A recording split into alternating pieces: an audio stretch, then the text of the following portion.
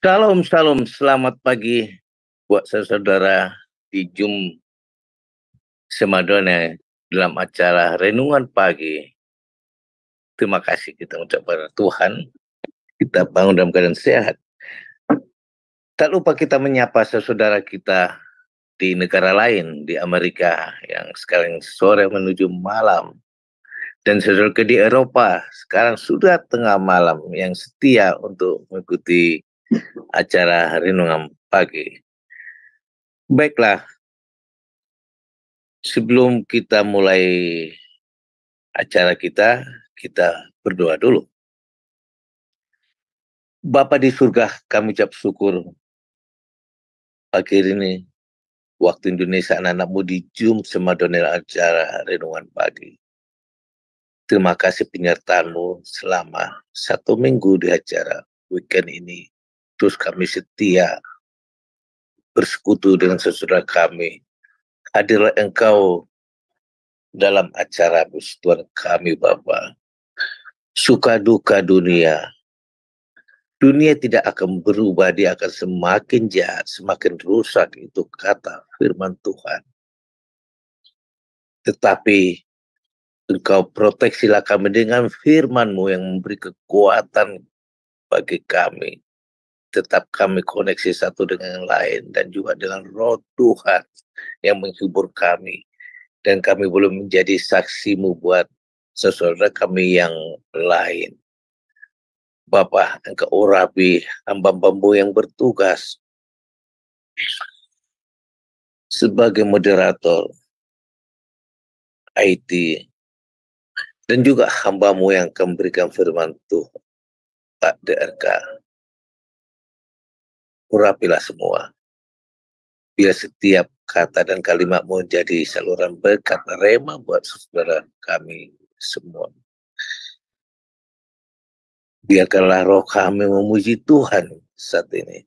Ajari juga kami bila kami masih belum sempurna di hadapan-Mu untuk memuji Engkau.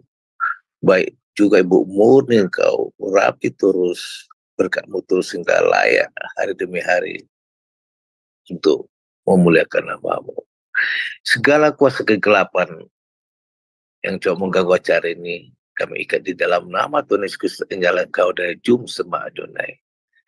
Terima kasih Bapa, di dalam nama Tuhan Yesus Kristus kami berdoa dan syukur. Haleluya. Amin. Baiklah, tidak terasa ini sudah weekend ya. Kita istirahat saudara. Kelelahan selama kita bekerja 6 hari. Kita ingin mendapatkan suatu kekuatan. Bukan dari dunia itu. Kekuatan dari firman Tuhan akan dibukakan segala rahasianya oleh hamba-Nya. Dan juga kita tidak lupa memuji Tuhan. Saudara, jangan lupa. Saudara memuji Tuhan ya. Ikut terus ya. Kita biasakan. Roh kita, jiwa kita, bebas kita memuliakan nama Tuhan. Baiklah, kita dengar pujian pertama dari Ibu Murni. Dengar dia panggil namamu. Oh, ini lagu favorit saya nih. Silakan Ibu Murni. Oh, giranglah, oh, giranglah, Yesus amat cinta pada saya. Oh, giranglah, oh, giranglah, oh, giranglah, Yesus amat cinta pada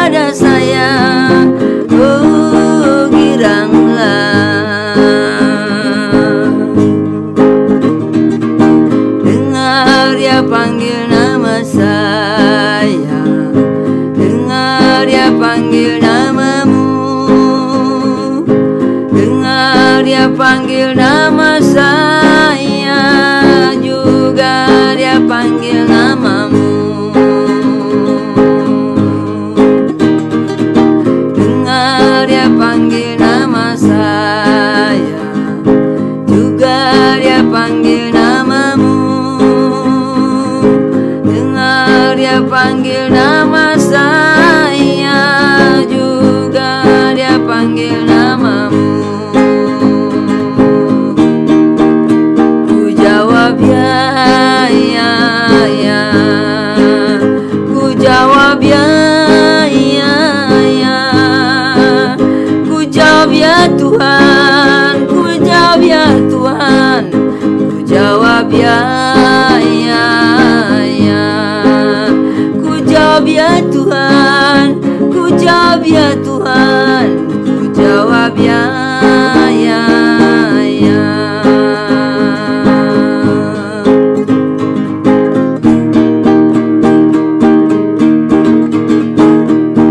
Oh giranglah, oh giranglah, Yesus amat cinta pada saya. Oh giranglah,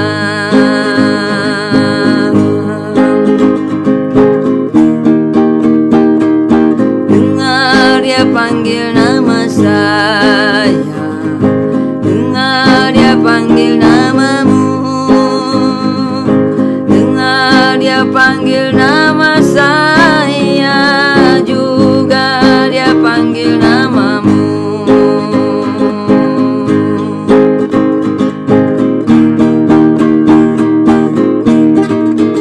Ku jawab ya, ya, ya. Ku jawab ya, ya, ya. Ku jawab ya Tuhan, ku jawab ya Tuhan.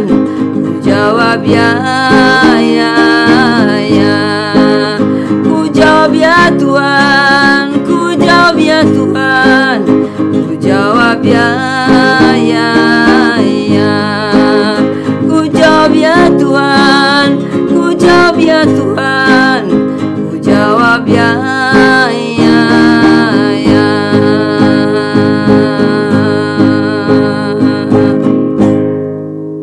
Kita nyanyikan di waktu kita sekolah minggu. Tetapi ini lagu yang sangat manis juga ya.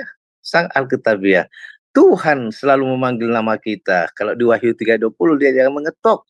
Tetapi saudara, menjadi masalah kita kadang lebih suka mendengar suara iblis, suara persoalan hati kita. Padahal Tuhan selalu bilang, selalu mengetok. Dengar dia panggil namamu, dengar dia panggil nama saya. Oh, terus kalau Jokowi manggil nama kita, oh senangnya. Oh, ini lebih dari Jokowi, Mak. Jokowi ini nggak ada apa-apanya.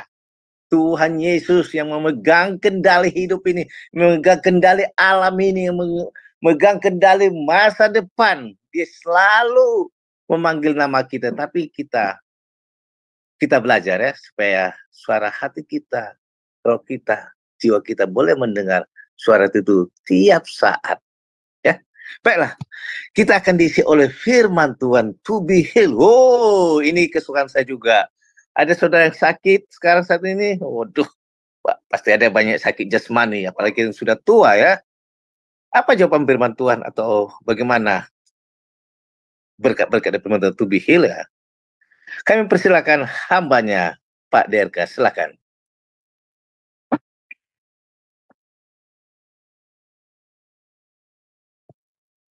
Shalom saudara-saudaraku yang dikasihi Tuhan. Kita bersyukur kepada Tuhan buat pagi hari ini, kalau kita boleh kembali bersama-sama untuk merenungkan kebenaran firman Tuhan. Dan saya akan sampaikan sedapatnya, karena merupakan renungan sehingga kita boleh terima hal yang kita renungkan di pagi hari ini. Dengan tema to be healed, menjadi sembuh. Saudaraku yang dikasihi oleh Tuhan, bahwa tatkala kita merindukan dalam hidup kita ini, tidak ada yang namanya kita mau menjadi sakit. Semua pasti ingin mengalami keadaan kondisi tubuh kita sehat, kondisi tubuh kita baik, dan supaya dalam keadaan sejahtera, keadaan kita bisa tenang, sebab kita percaya bahwa ketika kehidupan kita mengalami sesuatu yang baik, maka membuat nyaman, membuat diri kita tenang, bahagia, dan sebagainya. Nah, saudaraku, terkadang dalam kehidupan kita bisa mengalami sesuatu hal yang di luar dari nalar kita, yang tanpa kita sadari, itu akibat dari pembentukan hidup kita, yang bisa mengubahkan kehidupan kita menjadi tidak baik. Baik dalam didikan di keluarga, di lingkungan kita, itu bisa juga mengubah sikap kita, sifat kita, untuk kita bisa menjadi yang tidak baik. Ada orang karena sering dibully, maka akhirnya dalam kehidupannya dia bisa menjadi seorang psikopat, bisa menjadi seorang yang dendam, pembunuh, yang berdarah dingin, dan sebagainya.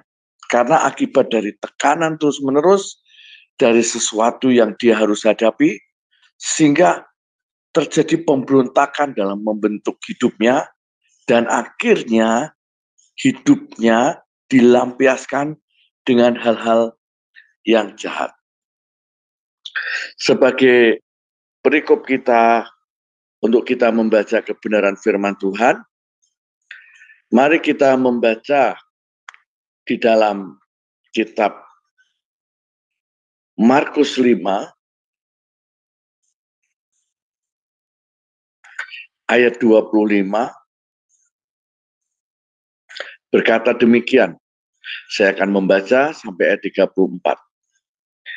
Adalah di situ seorang perempuan yang sudah 12 tahun lamanya menderita pendarahan.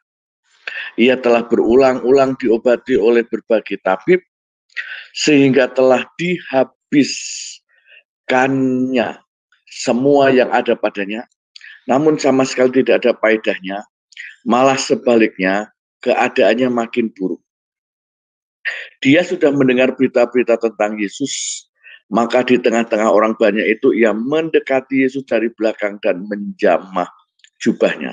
Sebab katanya, asal ku jamah saja jubahnya, aku akan sembuh. Seketika itu juga berhentilah pendarahannya dan ia merasa bahwa badannya sudah sembuh dari penyakitnya. Pada ketika itu juga Yesus mengetahui bahwa ada tenaga yang keluar dari dirinya, lalu ia berpaling di tengah orang banyak dan bertanya, siapa yang menjamah jubahku? Murid-muridnya menjawab, engkau melihat bagaimana orang-orang ini berdesak-desakan dekatmu, dan kau bertanya, siapa yang menjamah aku? Lalu ia memandang sekelilingnya untuk melihat siapa yang telah melakukan hal itu. Perempuan itu yang menjadi takut dan gemetar ketika mengetahui apa yang telah terjadi atas dirinya, tampil dan tersungkur di depan Yesus dan dengan tulus memberitahukan segala sesuatu kepadanya. Maka katanya kepada perempuan itu, hei anakku, imanmu telah menyelamatkan engkau. Pergilah dengan selamat dan sembuhlah dari penyakitku. Saudaraku, kalau kita membaca kisah ini, ada seorang perempuan yang sebetulnya dia belum pernah berjumpa dengan Yesus. Dia hanya mendengar berita tentang Yesus. Karena 12 tahun lamanya perempuan ini mengalami pendarahan. Sudah berusaha untuk pergi ke tabib yang satu, ke tabib yang lainnya. Bahkan diceritakan di sini sampai dia punya keuangan, harta bendanya habis. Tetapi keadaannya makin memburuk.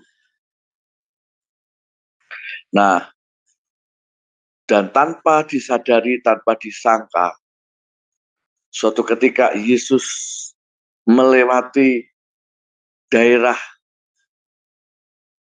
di mana perempuan ini tinggal.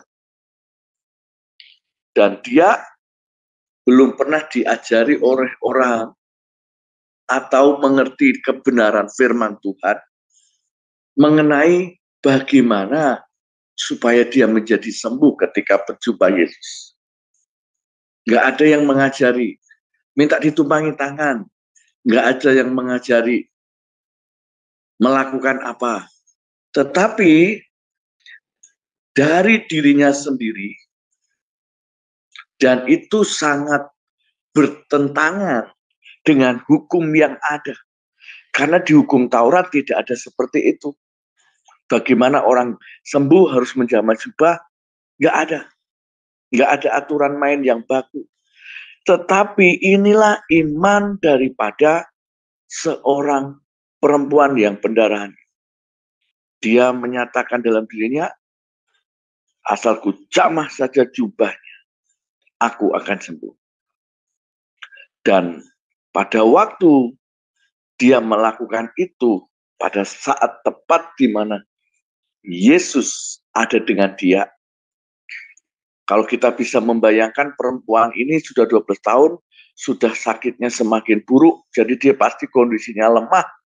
Bahkan ada yang menceritakan, dia dalam kondisi tidak bisa dengan jalan berdiri.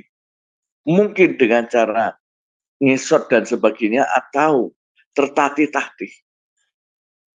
Tapi dia hanya satu cara dalam hatinya yang dia mau lakukan, jamah jubahnya saja. Maka dia sembuh. Dan pada waktu itu, Alkitab mencatat, dan dia mengalami kesembuhan. Saudaraku yang dikasihi oleh Tuhan Yesus Kristus, saya percaya bahwa Tuhan mau kita semua itu mengalami yang namanya hidup yang sembuh, sehat, baik jasmani maupun rohani. Karena bagaimana Tuhan menciptakan langit dan bumi dan kita sebagai umat pilihannya, rancang Tuhan itu selalu baik. Tetapi karena keadaan lingkungan kita dan cara respon kita menerima, maka mengakibatkan tanpa kita sadari, kita bisa menjadi sakit. Ada penyakit dalam diri kita. Secara psikologi,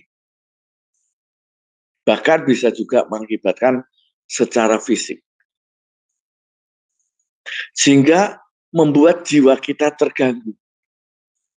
Nah, pada saat jiwa kita terganggu, ya sangat mengerikan, sehingga tiba-tiba kita bisa melakukan berbuat jahat yang tidak bisa terkendali. Ya. Karena luka yang terus-menerus, luka lama yang tidak pernah disembuhkan, yang membuat akhirnya ada pahit dalam hidup kita, mengalami sakit hati dalam hidup kita. Maka pada saat itu berjalan, kita menjadi marah, menjadi kecewa, maka membuat kita itu, hidup kita menjadi sakit. Misalkan contoh, kalau kita mengoreksi diri kita, Apakah kita mudah putus asa? Apakah kita mudah tertolak? Mudah kecewa? Mudah terluka? Mudah tersinggung? Mudah kepahitan? Merasa kita selalu menjadi korban, merasa sepi, merasa tidak dicintai, banyak hal yang membuat kita khawatir dan akhirnya kita pun menolak Tuhan, membenci Tuhan, menjauhi Tuhan. Kita anggap Tuhan itu seperti di dunia ini, di mana manusia yang gampang jahat, gampang marah, gampang melukai kita. Nah, saat kita memiliki hati yang seperti ini, maka akibatnya kita akan mengalami gejala-gejala luka. Kita bisa akhirnya sulit berdoa, sulit berbakti kepada Tuhan. Kita nggak mempercayai orang. Bahkan ada curiga. Memang, saudaraku, kalau kita memiliki luka batin, itu sah-sah aja. Tetapi saat kita menjadikan diri luka itu jadi permanen dan tinggal dalam diri kita terus-menerus, maka itu akan membahayakan kita. Kita melihat slide berikutnya. Nah, kita mau belajar. Di dalam Lukas 11 ayat 39 mengatakan, tetapi Tuhan berkata kepadanya, kamu orang Farisi, kamu membersihkan bagian luar dari cawan dan pinggang, tetapi bagian dalammu penuh rampasan dan kejahatan. Yohanes 7 ayat 38, barang siapa percaya kepadaku, seperti yang dikatakan oleh kitab suci, dari dalam hatinya akan mengalir aliran air hidup. Kalau luka, keadaan yang menjadi permanen di dalam jiwa kita, di hidup kita, yang membuat akhirnya jiwa kita sakit, maka kita bisa melihat seperti orang Farisi ini. Di luarnya baik, tapi di dalamnya penuh dengan kejahatan. Satu-satunya jalan untuk kita bisa sembuh, menjadi sembuh, maka kita harus percaya kepada Yesus, menerima Yesus, supaya Tuhan pulihkan sakit kita, luka kita di dalam hidup kita. Slide berikutnya. Nah, saudaraku yang dikasihi Tuhan, maka firman Allah itu membawa kepada kita supaya kita itu menjaga hati kita. Ya, supaya benar-benar hati kita itu terpancar adanya kehidupan, bukan kematian. Ada orang yang sangat takut sekali karena dia pernah mengalami masa trauma yang sangat dalam. Sehingga akhirnya dalam hidupnya mengalami kekhawatiran, ketakutan.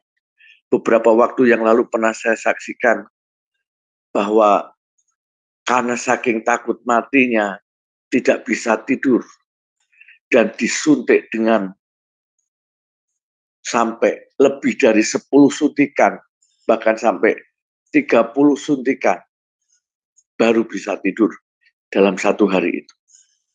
Oleh karena itu sangat penting jaga hati kita dengan waspada, ya, supaya tidak tercemar hati kita itu menjadi pahit, yang mengakibatkan akhirnya kita menjadi keras dan tawar hati, dan akhirnya kita egois. Nah, saudaraku, kalau kita mengerti kita punya organ tubuh. Salah satunya adalah hati. Ada fungsi hati. Slide berikutnya. Fungsi hati sebetulnya membunuh racun, menghasilkan protein, pembekuan darah, mengatur sirkulasi hormon, mengatur komposisi darah yang mengandung lemak, gula, protein, dan zat lain. Tapi kalau hati ini tidak berfungsi dengan baik, wow, itu mengerikan. Bukannya membunuh racun, tapi malah mendatangkan racun. Tidak menghasilkan suatu protein yang baik. Orang kalau yang sakit hatinya, maka bisa menderita semua kulitnya bisa berwarna kuning. Sehingga akhirnya bisa mengakibatkan sakit hepatitis dan sebagainya. Maka saudaraku, hati ini harus kita jaga supaya kondisi tubuh kita jadi sehat, tidak berpenyakitan. Maka segala sesuatu kalau kita mengalami luka, maka harus segera disembuhkan. Yaitu satu-satunya cara kita datang kepada Tuhan Yesus dan mau dibasuh dengan darahnya. Kita mau melepaskan pengampunan dan kita sadar dan akhirnya Tuhan memberi kekuatan. Slide berikutnya, saudaraku, di sini ada gambaran di mana pesawat ruang angkasa atau seorang astronot yang naik ke bulan, pergi ke ruang angkasa, jelas-jelas dia pasti suatu tantangan yang tersendiri. Ada orang yang takut dengan ketinggian, baru naik 10 meter aja atau 3 meter aja sudah ketakutan. Nah, itu biasanya kalau orang yang memiliki ketakutan yang tidak wajar, nah itu perlu juga didoakan. Berarti ciri-ciri orang itu sedang sakit. Tapi kalau kita tahu seorang yang menaiki pesawat ruang angkasa, ada suatu tantangan yang tersendiri. Bayangkan dia harus mendarat ke bulan, apalagi belum pernah mengalami bagaimana cuaca keadaan yang ada di bulan, di luar angkasa sana. Maka kita bisa mati istilahnya ya. Maka seorang yang menjadi astronot itu sesuatu hal tersendiri yang memberikan keberanian. Dia bisa berani mengalahkan rasa takut, khawatir, dan akhirnya dia bisa mengalami yang luar biasa. Nah, saudaraku yang dikasihi Tuhan, maka kita percaya bahwa ketika kehidupan kita ini kita bisa koreksi, kalau kita sedang mengalami sesuatu yang tidak baik di hidup kita, kita harus bereskan yang namanya trauma.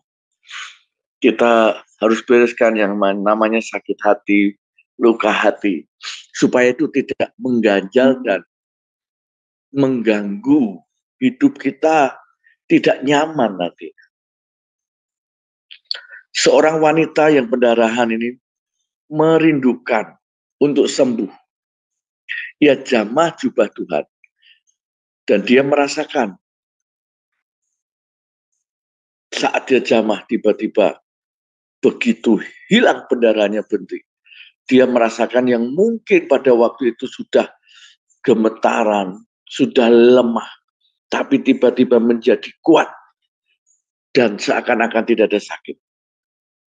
Maka kita percaya segala sesuatu apapun yang di dalam hidup kita, hanya Tuhan yang menjadi jawaban bagi kita. Maka kalau kita mengalami segala sesuatu, yang tidak baik, kita harus datang kepada Tuhan dan bukan meninggalkan Tuhan. Lanjut, slide berikutnya. Saudara, kita tidak boleh menutup diri atau kita mesok bodoh terhadap hati kita. Karena kita percaya bahwa dalam hidup kita ada rencana Tuhan yang sangat indah. Slide berikutnya. Ya, itu nanti sudah baca di rumah. Lanjut lagi. Slide berikutnya.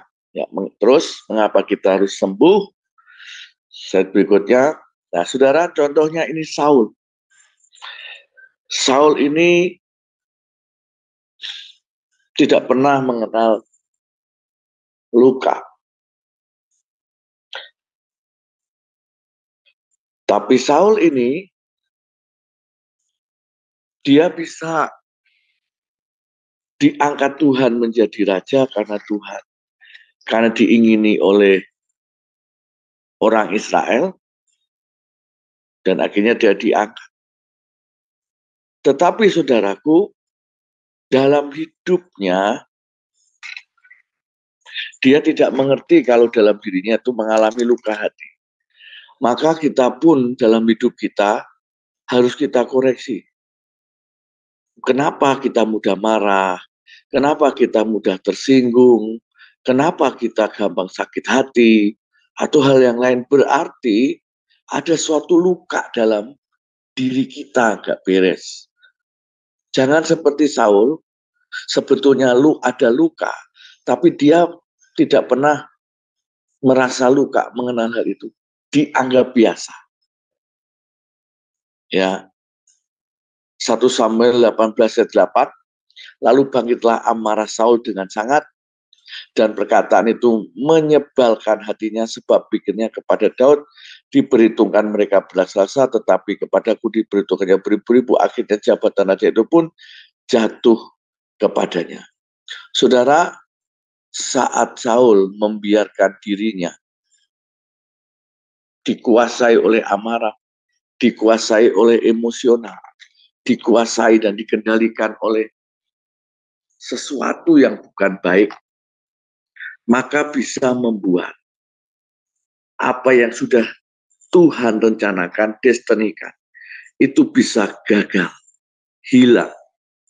Dan kita tahu Saul dengan Daud ini, bukankah Daud yang menolong dia membunuh raksasa? Tapi Daud tidak pernah merasakan hal yang baik, tidak tahu berterima kasih, walaupun memang dia memberikan anaknya, karena itu ibaratnya sesuatu hadiah. Tetapi dia mengejar-ngejar Daud, mau membunuh dia. Bahkan di akhir hidupnya, dia mati mengenaskan. Itulah Saul. Slide berikutnya. Maka saudaraku yang dikasihi oleh Tuhan, kita jangan sampai seperti Raja Saul ini. Kita harus berbeda. Maka kita harus mengenal ada luka enggak dalam diri kita. 1 Samuel 10 ayat 27. Tetapi orang-orang dusta berkata, masakah orang ini dapat menyelamatkan kita? Mereka menghina dia dan tidak membawa persembahan kepadanya. Tetapi ia pura-pura tuli. Saul merasa tergantikan dengan Daud dan merasa orang-orang mulai lebih mencintai Daud. Saul juga mengejar perkenanan manusia. Akibatnya, destininya terpotong, jadi banyak yang dicuri oleh iblis, dan dia akhirnya ditolak oleh Tuhan. Dan dia mati mengenaskan. Nah, saudaraku, Jangan anggap remeh kehidupan kita, supaya kita ini dalam perjalanan hidup yang Tuhan rencanakan dalam diri kita, itu baik, tercapai. Jangan sampai karena satu hal di diri kita, kelemahan kita, yang tidak mau disembuhkan, yang tidak sadar bahwa itu bisa menggagalkan karir kita, sepinter-pinternya kita, tapi kalau karakter kita buruk, pasti kita akan ditolak orang. Maka itu perlunya kita memiliki karakter yang baik. Maka firman-Nya berkata, biarlah kita memiliki pikiran Kristus, hati Kristus itu ada dalam diri kita. Ketika kita hidup melibatkan Tuhan, bersama dengan Tuhan, maka kita akan mengalami bagaimana indahnya dalam hidup ini. Slide berikutnya, 1 Tesalonika 5, ya berikutnya lagi, 1 Tesalonika 5 ayat 23, semoga Allah damai sejahtera menguduskan kamu seluruhnya, dan semoga roh, jiwa, dan tubuhmu terpelihara sempurna dengan tak bercacat pada kedatangan Yesus Kristus Tuhan kita. Saudaraku yang dikasihi Tuhan, maka renungan firman Allah yang singkat pada pagi hari ini, kita koreksi diri kita masing-masing pribadi, jangan sampai ada yang mengganjal. Seorang perempuan tadi yang mengalami pendarahan, kalau hatinya tidak mau mencari Tuhan, dia dengar, tapi kalau dia hanya sekedar mendengar dan tidak ada action, tidak ada tindakan dalam dirinya untuk mau ketemu Yesus, ya pasti dia nggak akan mengalami kesembuhan. Saudaraku, seringkali kita dalam masalah yang kita hadapi, terkadang membuat kita itu mudah kecewa. Terkadang bisa membuat akhirnya kita ini putus asa. Orang yang kecewa bisa membuat putus asa dan kehilangan daya untuk semangat, untuk berjuang. Bahkan bisa membuat kita kehilangan berkat Tuhan. Maka kita koreksi, adakah sesuatu yang menjadikan sakit dalam jiwa kita, di hidup kita? Salah satunya kecewa. Maka biarlah kita datang kepada Tuhan, supaya Tuhan mencabut segala kekecewaan kita. Kalau kita kecewa, terus dipendam, maka itu bisa membuat kita nggak ada semangat hidup, bahkan kehilangan berkat Tuhan. Nah, saudaraku, orang yang mengasihi Tuhan, orang yang punya kasih Tuhan, maka ciri khasnya tidak mudah kecewa. Ciri khas orang yang sembuh berarti kita tidak mudah kecewa. Kalau kita mudah kecewa, berarti ada sesuatu yang sakit, belum sembuh di hidup kita. Maka renungan firman Tuhan pagi ini, maukah kita menjadi sembuh?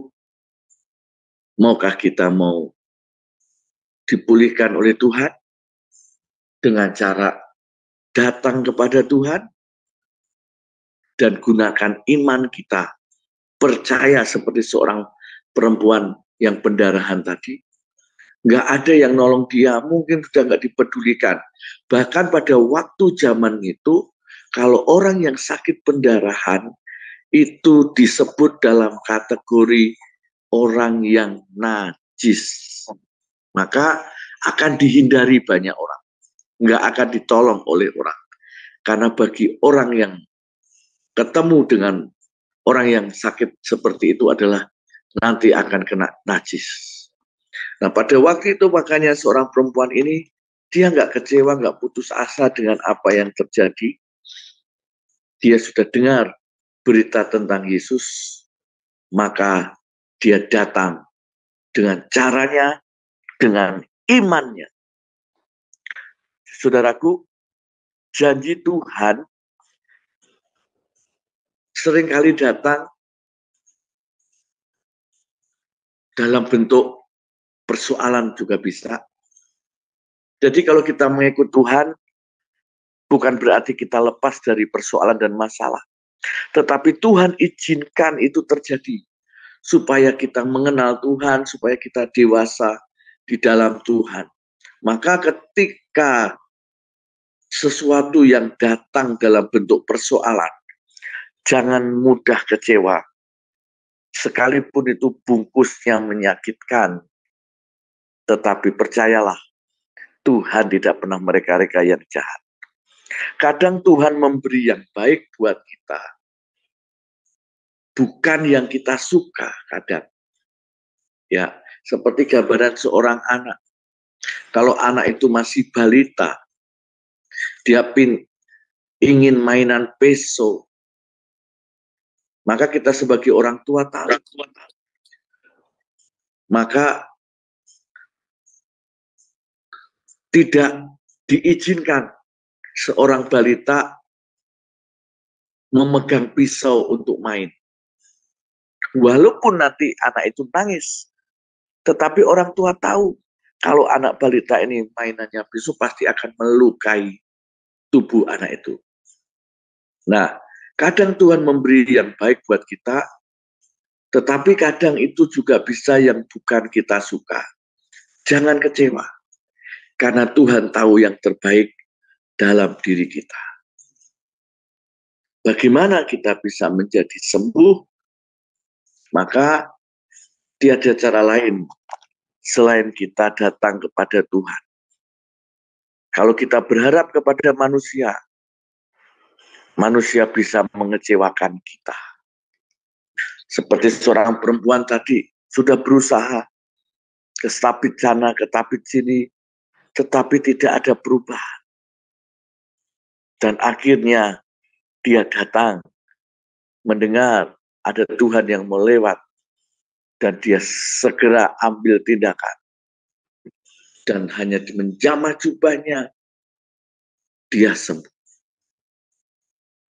Saudaraku, di dalam nama Yesus Kristus, tidak ada penyakit yang tidak dapat disembuhkan. Tidak ada masalah yang tidak dapat diselesaikan. Tidak ada jalan buntu yang tidak dapat dibukakan jalannya. Bagi Tuhan tidak ada yang mustahil.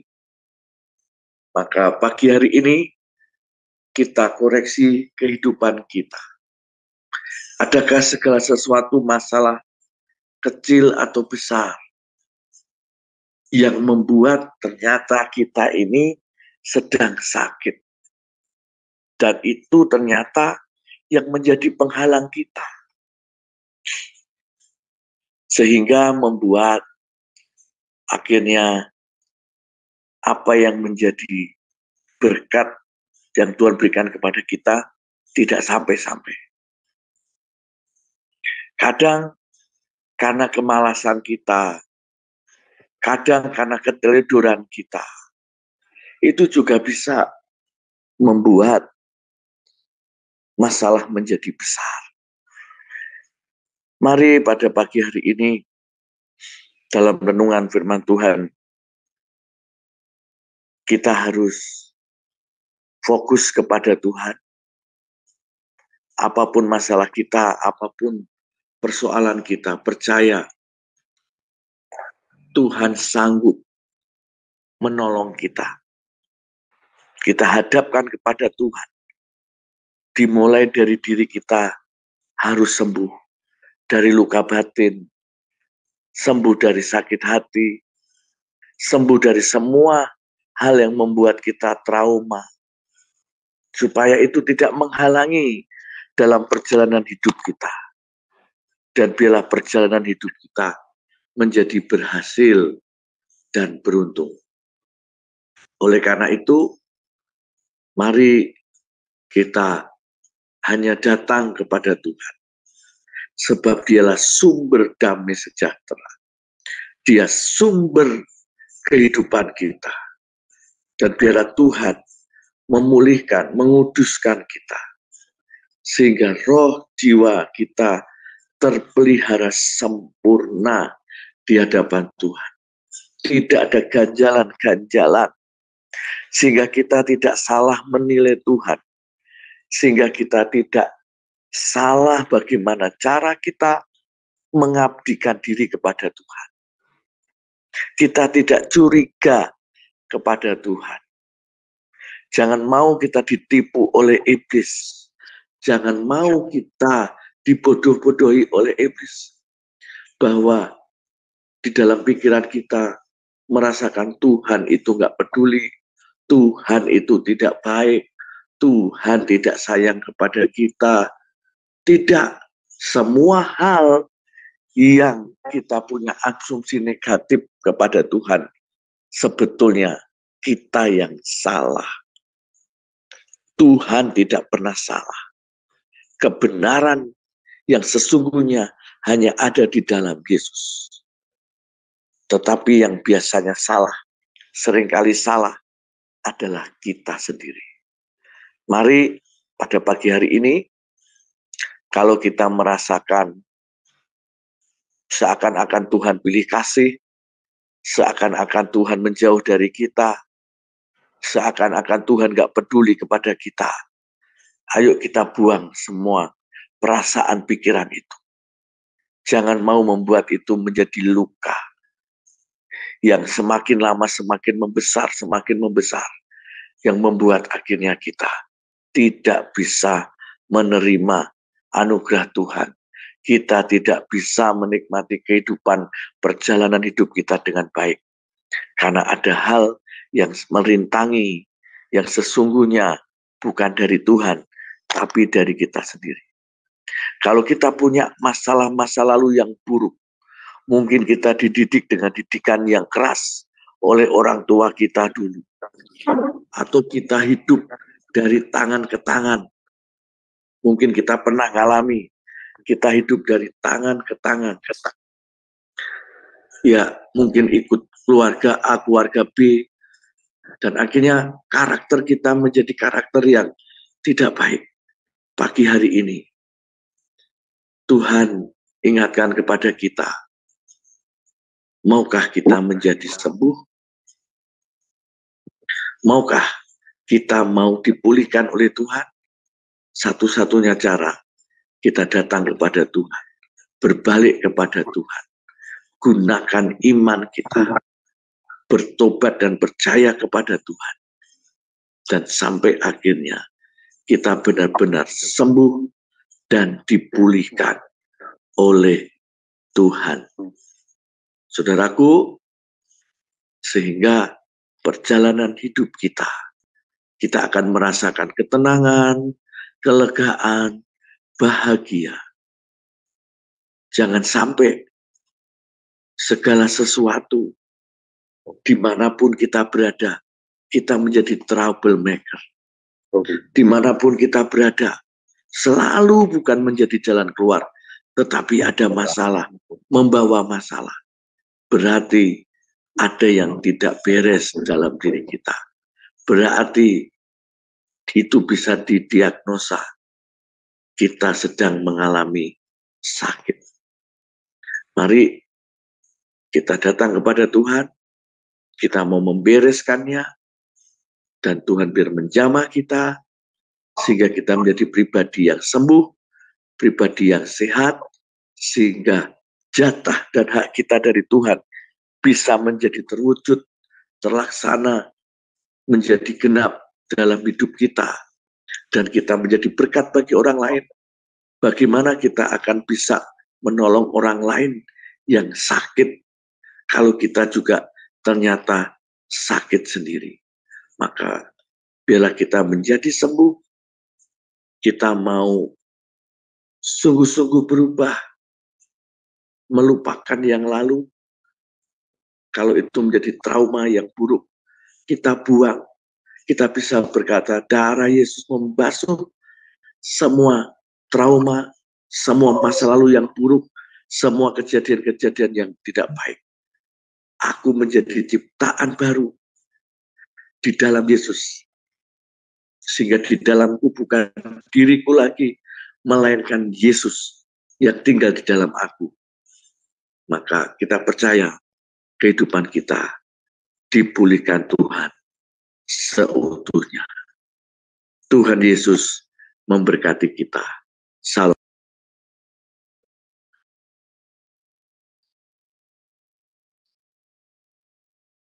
Shalom, shalom.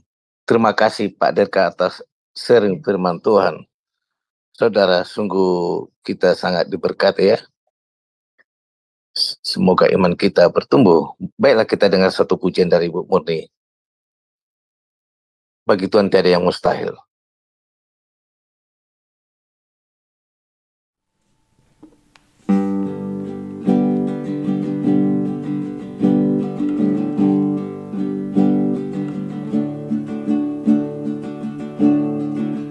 Ku yakin saat kau berfirman,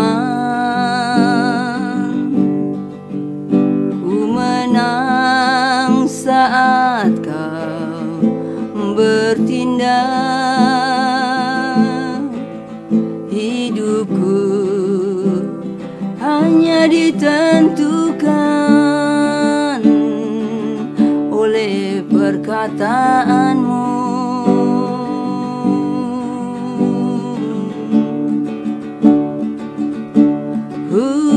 Aman karena kau menjaga, ku kuat karena kau menopang. Hidupku hanya ditentukan oleh kuasa-Mu.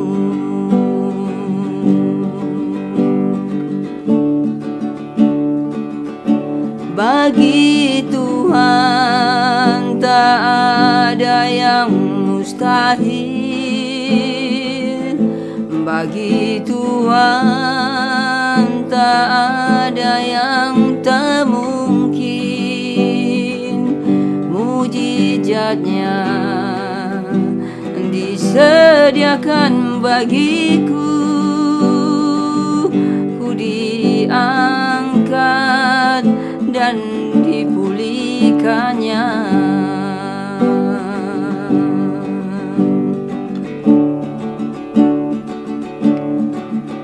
Ku yakin saat kau berfirman,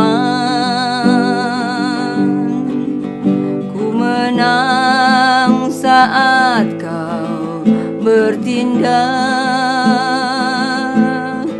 Hidupku hanya ditentukan oleh perkataanmu.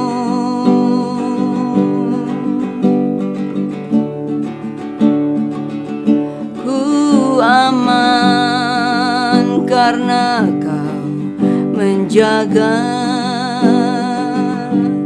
ku kuat karena kau menopang. Hidupku hanya ditentukan oleh kuasa-Mu.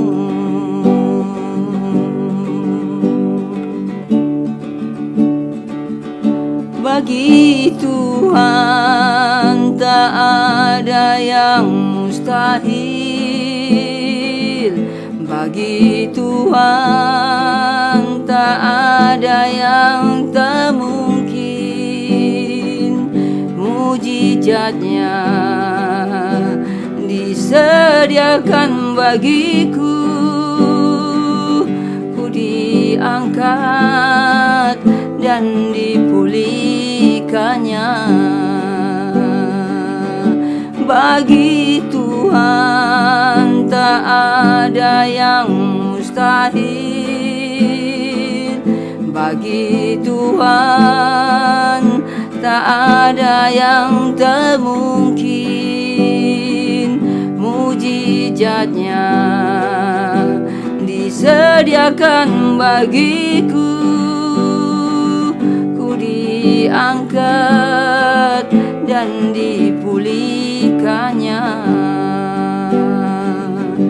Ku diangkat dan dipulihkannya.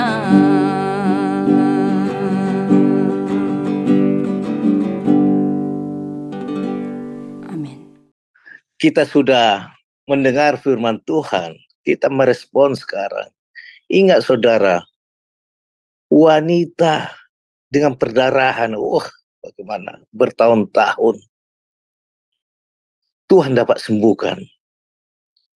Saudara, saya tidak tahu bagaimana kondisi saudara.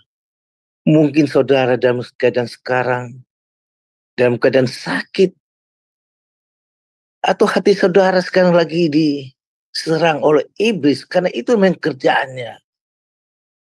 Amsal 4:23, engkau harus jaga itu hati dengan segala kewaspadaan. Itulah hal utama iblis akan hancurkan dengan segala kekhawatiran dunia. Baik persoalan hidup ataupun yang kita alami, memang itulah hobinya. Tetapi Tuhan mengajari kita supaya kita kuat. Hati kita harus kita proteksi dengan firman Tuhan. Firman Tuhan, ya dan amin, yang Dia punya semua itu. Dan itu ada di dalam hidup kita. Bapa, kami sungguh bersyukur firman Tuhan saat ini, Tuhan. Biarlah firman-Mu ini menguatkan hati anak-anak-Mu yang mulai goyah. Hati anak-anak-Mu sedang sekarang mengalami segala problem. Sakit rohani ataupun sakit jasmani, Tuhan. Engkaulah tabib di antara segala tabib. Engkaulah penguasa alam ini. Hukum alam semua Engkau pegang, Tuhan. Engkau yang menciptakan apa di dunia ini. Mengapa kami harus ragu? Tetapi kami lebih mengikuti suara hati, suara iblis. Terima kasih Bapa di surga. Saudara kami yang sedang keadaan sakit, oh Tuhan, Engkau jamahlah mereka, Tuhan. Sembuhkan sesuai janji firman Tuhan. Biar imannya bertumbuh, Tuhan, seperti wanita itu, Tuhan. Oh Bapa, jangan biarkan anak-anak-Mu saat ini, Tuhan, terlewatkan. Berkat hilang, jangan, Tuhan. Biar kami mempercayai firman Tuhan. Ya dan amin. Dan sudah terbukti, Tuhan. Bila ada anak Tuhan belum merasakan ini, Tuhan, Engkau jamah mereka, Bapa. Engkau kasihani, Tuhan Yesus. Jangan Kau biarkan mereka terlewatkan. Berkat-Mu jangan sampai dicuri iblis, Tuhan. Tapi mereka, iman mereka bertumbuh seperti wanita. Asal aku menjamah jua. Asal aku mendengar firman Tuhan. Ya dan amin, terjadi dalam hidup. Terima kasih Bapak. Jadikanlah sini jadi berkat buat semua, Tuhan. Buat hambanya Pak Derka juga Engkau urapi terus, Tuhan. Segala kebutuhan hidupnya Engkau jagalah.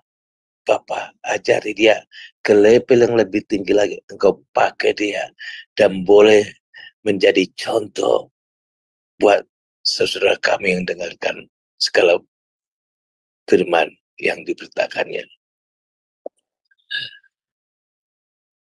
Baiklah, kita berdoa seperti yang Tuhan Yesus ajarkan.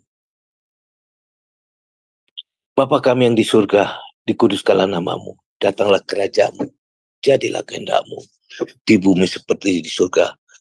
Berikanlah kami pada hari ini makanan kami yang secukupnya, dan ampunilah kami akan kesalahan kami, seperti kami juga mengampuni orang yang bersalah kepada kami. Dan janganlah membawa kami ke dalam pencobaan, tetapi lepaskanlah kami daripada yang jahat, karena Engkaulah yang punya kerajaan dan kuasa dan kemuliaan sampai selama-lamanya. Amin. Amin, amin. Terima kasih buat saudara yang sudah mengikuti yang setia acara Renungan Pagi di Jum Semadone. Saudara, kita mudah-mudahan harapan kita dipulihkan lagi oleh firman Tuhan. Saudara, acara Renungan Pagi di Jum Semadone dari Senin sampai Sabtu dengan waktu yang sama, jam 5.30 dimulai waktu Indonesia. Dan untuk acara doa-doa syafaat kita off ya. Silakan Anda masuk ataupun kirim atau chatting ke link yang tersedia supaya kami menggumulkan doa-doa saudara. Baiklah, kita akan akhiri renungan pagi ini. Kita akan persilakan hambanya untuk doa berkat. Mari kita datang sekali lagi kepada Tuhan. Bapakku yang baik, Bapa yang kami sembah dalam nama Yesus Kristus. Biarlah pagi hari ini Tuhan, Engkau memberikan kami sekali lagi roh pengertian, hikmat dan pewahyuan yang daripada Engkau. Engkau yang membukakan mata hati kami menjadi terang. Sehingga kami tidak akan terjerat dan dijerat oleh iblis. Oleh karena persoalan, oleh karena keadaan, oleh karena situasi yang ada di sekitar kami, yang membuat kami terluka, yang membuat kami ditawan, yang membuat kami terikat oleh masalah, oleh dosa, oleh penyakit, oleh apapun Tuhan. Tetapi hari ini kami mau memiliki iman seperti perempuan yang pendarahan pada waktu itu.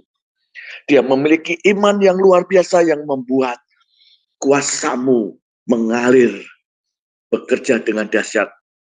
Oleh karena hari ini kami menyadari keterbatasan kami, kemampuan kami. Ampuni tatkala iman kami belum sampai.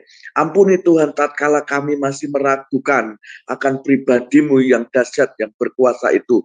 Maka hari ini biarlah kami percaya sepenuhnya kepada Engkau, mengandalkan Engkau sepenuhnya.